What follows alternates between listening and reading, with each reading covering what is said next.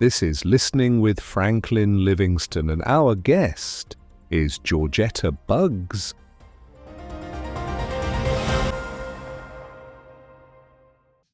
That's what he was saying. But if you just read it, you'll say, "Oh, God gave and God took." So you can say God is so bad. And that's where the confusion comes. A lot of people, when they read the scripture, or everything in the scripture has very deep meaning, or a lot of what's that like? For example, the idea of sin. Why do we use such a heavy duty word that they ate an apple? So what? Or God said, "You're going to die because you sinned," but they did not die. So, what did that death mean? When was it to take place? So, a lot of things are not literal, that death or sin or salvation. There's a process involved. There are stages, there are phases, there's time.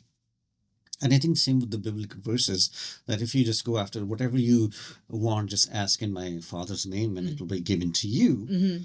What was the context of that? Right? And was he talking about their pleasures? Like, was it, say, hey, you ran out of wine, so whatever you asked, God will give you. Was it about that? Or was it about a spiritual gift? Right? That's why these verses, whenever we use, it's very important to see the whole context. And a lot of them have explanations then later for the communities that were struggling with the same idea. Like I read James, that you ask, but if you're going to ask for your pleasures, you're not going to get. Why? Because that's not something. The best thing is when you pray for the others, then you see some of your problems or burden. I think I should say burden. How it gets uplifted. So you mean like pray for your enemies? Sure. Or your neighbors, or Yes. people who've caused you? Forgive people who haven't been forgiven in the past 10 years. Yeah. So, no, forgiveness, it reminds me when we were speaking of a writer and a poet. He's of a Muslim background. He does vlogging. And he used to write dramas, and he was a TV actor once. And once he's sharing his story, and he said he didn't forgive a couple of people for a long period of time. And one day he was praying, and those people came to his mind, and he forgave, and he cried. And this is a very serious, stern-looking man. How was he cried? Okay, so he cried, and his life got transformed. He wanted to focus on the stories related to humanity and human struggles, and how people. His focus is how people take advantage of each other, and how one should be wise. It's a little different. Personally, I don't know fully. I should be very careful in saying. I should be upfront in saying I don't understand full forgiving concept in Islam or what Muslims believe or preaching. But because this guy identifies with the Islamic religion, he's a Muslim, so he shared that how he felt, how he found a new direction in life, which we use the term call, Christian call, right? So direction in life after praying that God may give him strength to forgive those people. And he said he forgave them during that prayer. But the emotional release was crying. He cried really for a long time. Wow. And next day he was a total different human being. So there's a power in forgiving. There's a power in praying. How do you know you truly forgave a person? When the triggers, you used this term earlier, that when you meet someone new, and the triggers are triggers where you react negatively or you react positively. Positive reaction is being careful, using wisdom. Negative reaction is cursing, slapping, kicking. I'm going to cut off your... and feed them to the pigeons at Times Square. Yeah. See? So it's very simple. I don't think it's that. So if you still have anger, resentment... Yeah. What are the fruits of it? Say the scripture, I think, says fruit fruit of the Spirit. Yeah. What is that? You want me to read it? Yeah. Galatians 5:22, I guess? Isn't it like 7 fruits or something? I didn't get it, Emily. I usually go after the principle as I mentioned. Oh, okay. Wait.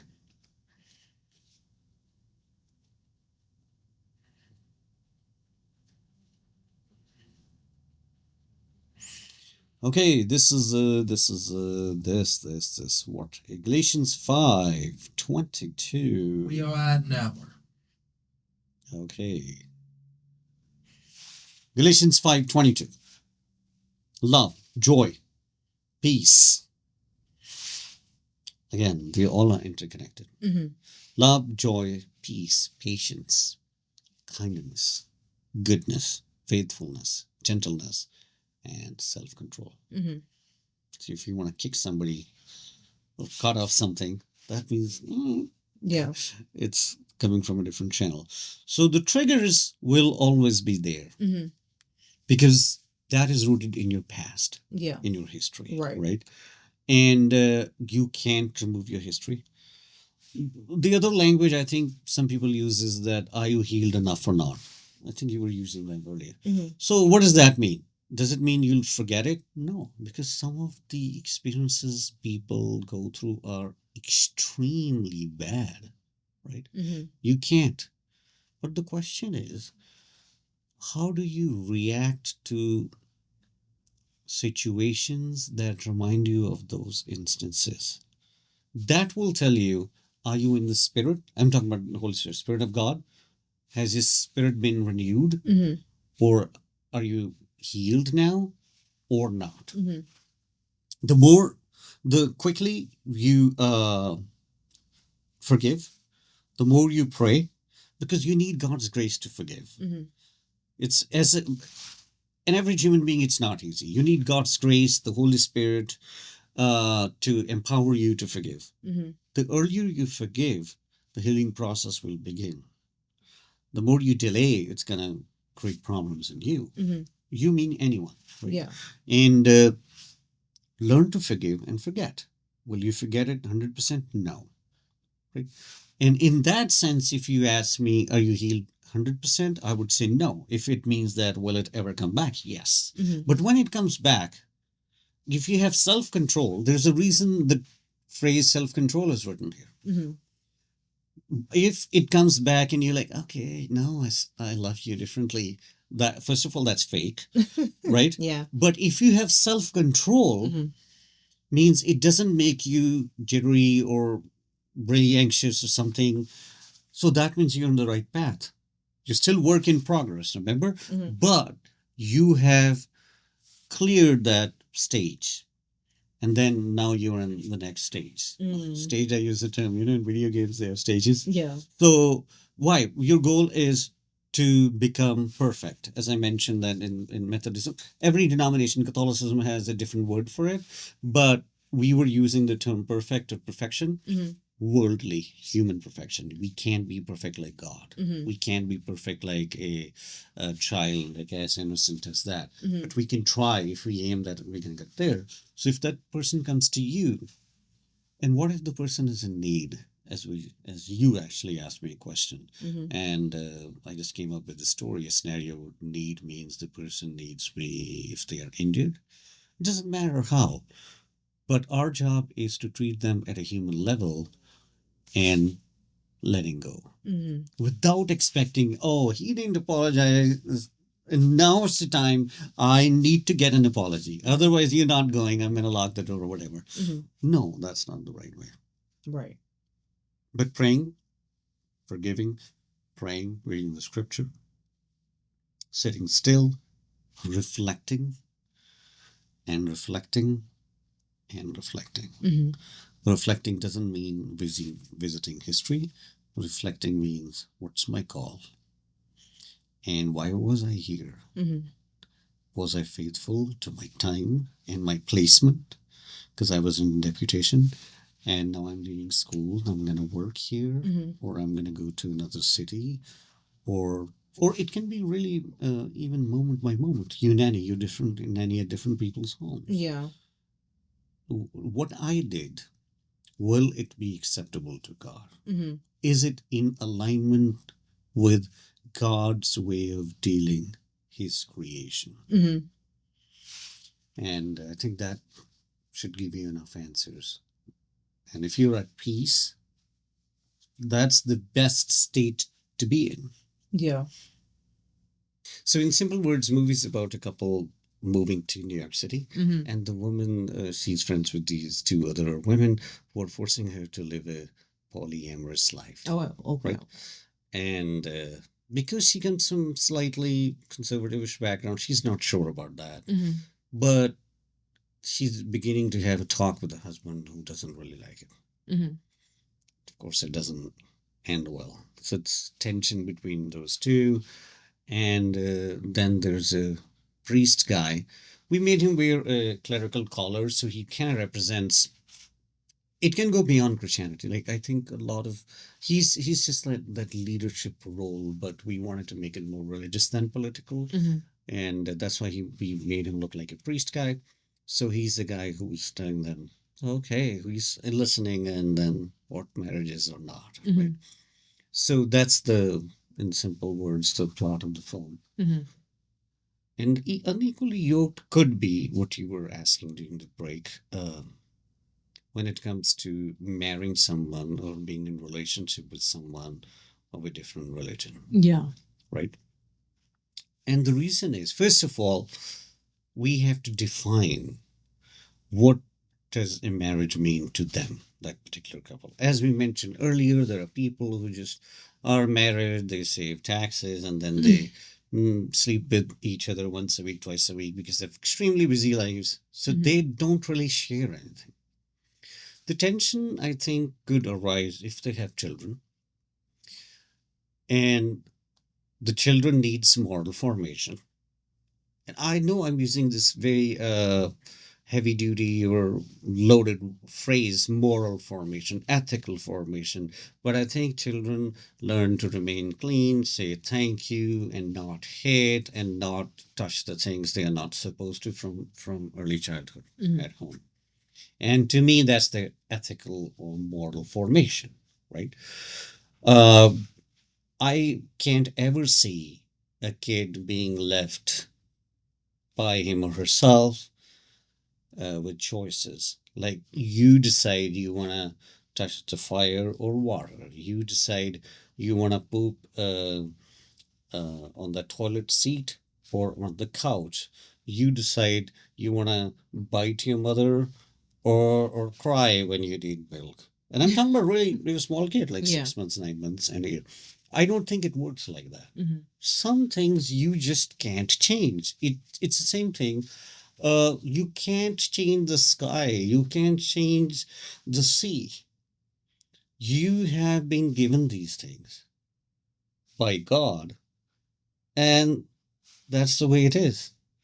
And if you try to change the sea, I don't know. Okay, let's try. Let's see. Or try to change the sky. Let's make the sky red or blue, or sorry, it is blue, but of a different color. Can we do that? I don't know. So there are limitations. So same with choices, there are limitations when it comes to children's upbringing. I have seen people. I haven't even seen like interdenominational marriages. Why? First of all, why does it happen? Most of the people I know who have busy lives, and I don't think busy life is a reason, but at least they have this excuse: we are busy. But maybe they don't have interest. They would go to a mass after like once a month or after some time, and they would say, I'm Catholic. And then there's another version who would go to a church from any vein of Protestantism once a year, Christmas. Because my family is with me, especially if the kids are adult, you have to dress up, clean up, go there, listen, and don't pay attention and go back. Those people, when they get married, they have children. Some of them have pressure, societal pressure or parental pressure. Where will you send your kids to get their basic education? And again, it's more like moral or ethical, what they would call like religious education. Should it be a Catholic school? Should it be a Presbyterian Sunday school? Mhm. The conflict comes up. No, my mother thinks it's better if we send them to Catholic because that's the grandma and she knows better than your mom. Why? And then it will become even more personal where, like, because my mom, the guy might say, is a college professor or college graduate, and your mom was just a waitress. See, that's the thing. When you are so comfortable Mhm. and when you are not getting what you want, and Yeah. that's another issue. So when it comes to the belief system, Mhm. that's also a belief system. It's ours or our parents or communities or our co-workers, because a lot of people, we human beings talk Yeah. and we get influenced by different channels, right? So then we end up having this conflict Mhm. about kids. If it's religion in terms of global religion, then we also run into this traditions that are beyond just teachings. Here's an example. Say someone is from an Islamic background, Muslim, or Jewish background, a Jew. They'll say the male child must be circumcised. And someone who is not from that background will say, why is that important? They might also argue it's not important as well as it's painful. You can develop infection, they can develop, but there is a conflict. Whenever two people have conflict, it's easy to go in the person's background, choices, and it somehow gets connected with character assassination. That's why people feel attacked. Mhm. So now you're fighting over these things. Say the couple gets really angry and they bring in politics. And they might say, Jews are having war with Muslims. And your people have done. You never know. I mean, it goes in that direction. Mhm. And if it's more personal, I gifted you this thing. What did you give? You don't even care. You didn't even make me my favorite pie. Small things, but it's a conflict. Yeah. And then you have a dysfunctional, unharmonious household relationship. Mhm. Yeah. And it passes on to the kids too. They're watching, they're listening, they're experiencing. Right. And I have heard, I mean, there are some generational differences, but I've heard like, how does domestic violence comes in, Mhm. right? Somebody got hit and now somebody has bruises, Yeah. etc. It doesn't mean, first of all, let me clarify, it doesn't mean that two people who are from different religious backgrounds cannot have a happy or functional marriage. Right. But I think the issue will be they will still be more like friends with benefits or this superficial type relationship Mhm. because they will always be on guard. I think successful relationship is where you're 100% vulnerable. You don't worry about, I'm going to say something, he'll feel that way. Mhm. And if he'll feel that way and she'll feel that way, then it's not really a marriage Mhm. because you're still dealing with some caution. Then you are not one body, one flesh, the language we in Christianity use. Why do we say one flesh, one body, super duper close? Because you're actually one unit. Mhm. You like talking to your inner self. And it doesn't work that way where you are just so careful. Oh my God, she'll think this way if I said that. Because then you're in a constant mode. You're not at peace. You're not at rest. Mhm.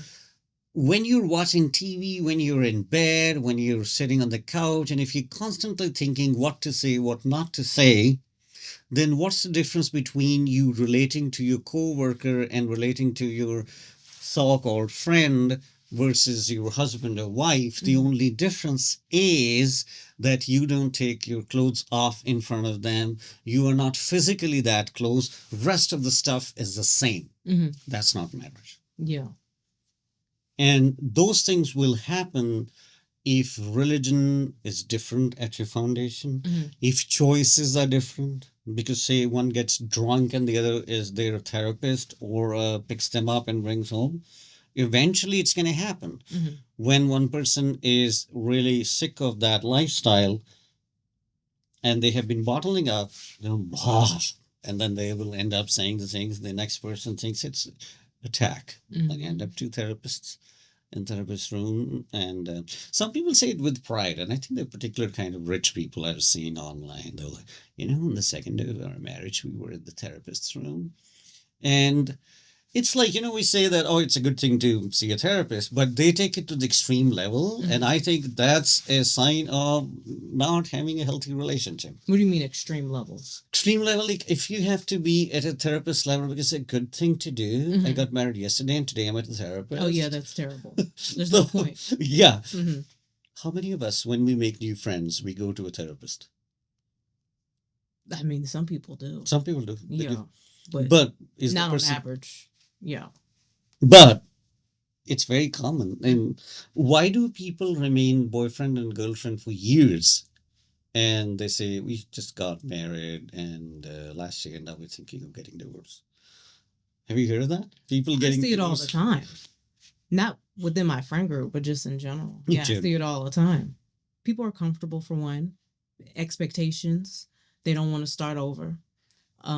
They feel like, oh, it'll probably get better with marriage. I think a lot of people think like that. It'll get better with marriage or kids.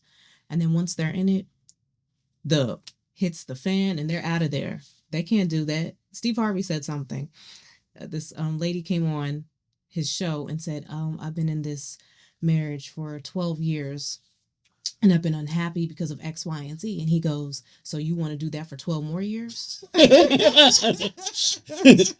And puts things in perspective, like, wow, like with any sort of relationship, do you want to keep going on? And I always tell my friends that. So you've done this for 3 years with this person. You want to do that for 3 more years and then 3 more years after that. And then you want to get married to that? That makes no sense. Oh, well, blah, blah. No, now you're just making up excuses. People love to rationalize. I know I do. No, that's the world we live in. It's Yeah. not you. I mean, it's just that we are taught to, because you can argue more Oh, yeah. when you rationalize. You can prove the next person wrong. Mhm. But some things you can't rationalize. No. Can you can't. rationalize why the sky is blue and not yellow? Yeah. Right. So, and those are the moments when you should see people's faces and they accept that reality. And but then they might walk out on you and they say, I don't want to talk to you. Yeah. Right. Yeah, it's funny. I was thinking of it. I read somewhere it said, if you realize you're on a wrong train, try to get off at the nearest station. Mhm. Otherwise, the longer you are on the train, it's going to cost you more. Oh my God, that happened to me one time. 100% agree. For real train? Yes, absolutely. I was in Jersey and the guy was trying to send me back to Penn Station. I ended up in like a deeper part of Jersey and I was like, oh my God. And I was like afraid to ask for help. So anywho, I went into like this bar and I said, hi, when's the next train to New York? And they said, oh, it's tomorrow. Mind you, it's like 5 p.m. that day. Right. I'm not staying the night. So then I was thinking, oh, should I call someone or let me just try to figure it out? So I got on the other train and it went like deep. I don't even know what part of Jersey I was in. You just wanted to be on a train, Yeah. so I don't remain there. Exactly. Yeah. So I told the conductor and he was like, okay, what you're going to do is you're going to get off on this next stop and you're going to take the bus. You're going to take the 82 bus to whatever. And then you're going to take the train from there. I said, okay, perfect. Got on the bus. I ended all the way up in Rockland County. What is Rockland County? I think it's like kind of upstate New York. Oh, upstate, okay. I feel like, I don't know, but Rockland County was far. And I was like, how in the world did I get to Rockland County? Yeah. I had to call an Uber. And the Uber was like all nice about it. He was like, oh, I don't have to drive you all the way. I can let you off at Yankee Stadium, which was maybe like This in Queens, yeah. No, in the Bronx, Yankee Stadium. Oh, in the Bronx. Yeah. Sorry. Maybe like a 40 to 50 minute drive. From upstate, where you were. Okay. Yeah, to Rockland. Yeah. Yeah. So, yeah, if you what you said, that is so true. You just keep going further and further and further. I think the person meant about relationships, but yeah, you had a real experience. Yeah, and I forgot where Yankee Stadium is then. Mm-hmm. So, yeah, I lived out of city now for what, like 4 years? I Mhm. forget everything. No, that's true. Actually, I think so going back to, because your question was that what if somebody is in interreligious Yeah, marriage. relationship? Yeah, will Marriage. that work? Yes and no. I think it can only work if you marry somebody and you share limited part of you with them and you expect limited part of themselves. Mm-hmm. But if you are very like a traditional, you want everything to do with your spouse traveling and family events and community events, religious upbringing of the kids Mm-hmm. for the moral formation, uh, and service, then there might be some challenges. Mm-hmm. Because still, even if it's religion, you can be of the same religion from its surface level, Mm-hmm. but the understanding, I think, the belief system actually you believe in. Mm-hmm. Because we heard a lot of things on news just recently, the events that took place in New York City in the past year or so. Only a lot of people say that's not my problem, it's not my responsibility. I earned my money. Why should I, right? And that's a different belief system. Then somebody might say that no, I gotta share this with some people who are in need. I gotta take care of. I have to spend a couple of hours volunteering at this place, and that's the time. Maybe your spouse was thinking you will watch some sort of vampire show with them Mm-hmm. because it's a big thing for them and not for you. So that belief system I meant. Mm-hmm. And it could be people who claim to belong to the same religion, still you'll have a problem. But if it's more like a world religion differences, certainly traditions, norms. I'll give you an example of circumcision. Uh, because then you have bar mitzvah. Mm-hmm. Uh, as an example, that's an event. It's going to cost you money. So if you are not well-to-do, you're going to fight over the those things. Or if it's a Christian context, confirmation. So then money becomes a part of the conversation, and then people fight. Mm-hmm. And a lot of couples fight over money. Yeah. Because again, we live in a materialistic world, and percentage of people who understand peace is more important than materialism, percentage is very low. Very. Very, very low. Mm-hmm. So I think that the chances are it's difficult. Mhm. Unless they both accept everything you bring on the table, and they are so broad-minded, they understand your religious upbringing, religious norms and traditions, and you have the same thing. It could happen, but again, maybe you have to be highly educated about each other's stuff, or in Yeah. general about the world. Mm-hmm. And if you well traveled, same thing about cross-cultural relationship. Mm-hmm. Cross-cultural, I know I have friends who are in cross-cultural relationships, very successful, really great. Sorry. Excuse me. Bless you. Thank you. And I didn't do slowness today. Oh, okay. Sorry. I'm thinking I should keep a spray here, nasal spray and Zyrtec. For sure. I take Zyrtec 5 mg every day. Mm-hmm. And it That- helps you. Now this year I think I need a stronger. On the 10th I go to my doctor. Okay. You don't have to add this to the conversation. You got it. But I think I should. I might need 10 mg Okay. because I'm feeling wherever there's carpet or dust, Yeah. those places, not here only, but different places, are Mhm. giving me more. The dust. So mites. maybe I have to change. Mm-hmm. I'll make stronger. Yeah. She has to issue a stronger one. There is a concept in some religions that we who belong to a particular religion, no matter we follow it not fully, we somehow are superior than the others. Mm-hmm. If a person comes from that background, married to someone who's not from that background, throughout their life, they can never have equally yoked relationship. Because coming from those backgrounds, your human dignity, your basic human right is measured by your identification with a particular tradition.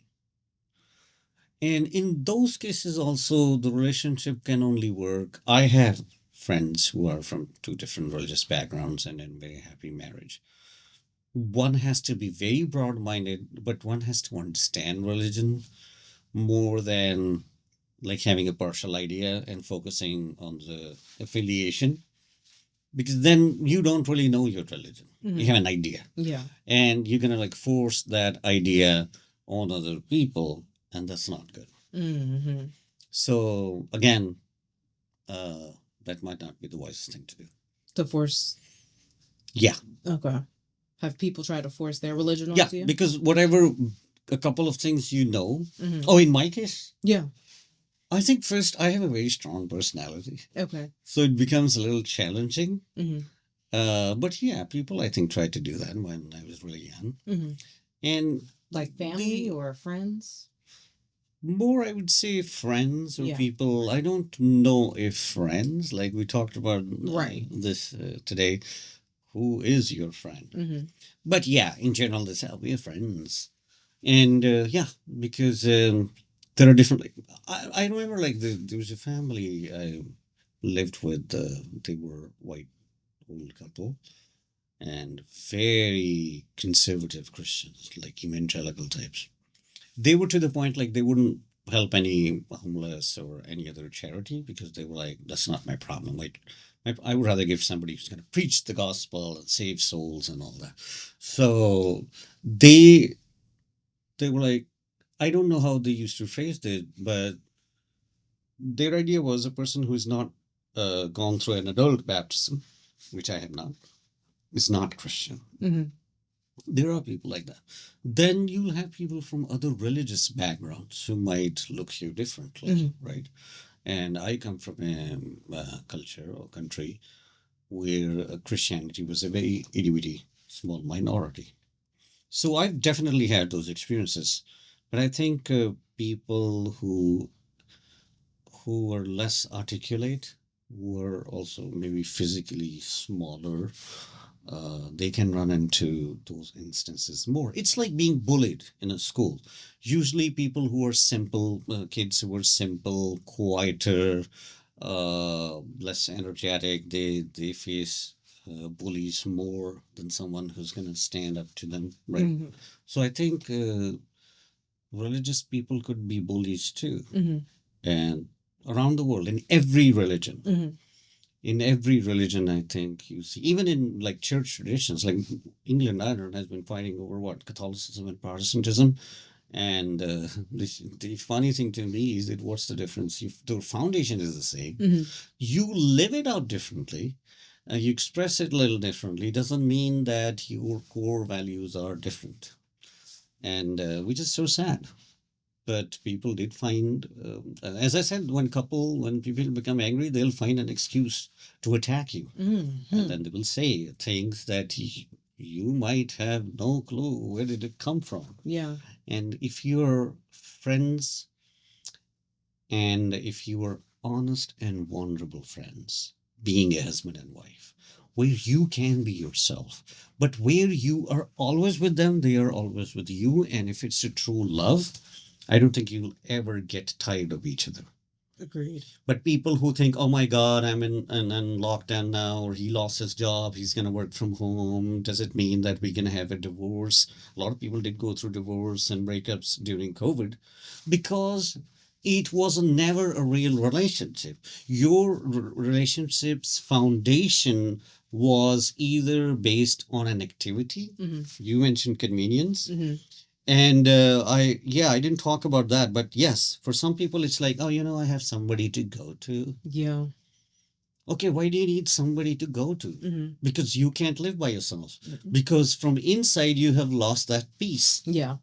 Again, if you have that peace, you don't need somebody to give you that peace. Mm-hmm. And the peace somebody is going to give you to hug you is fake.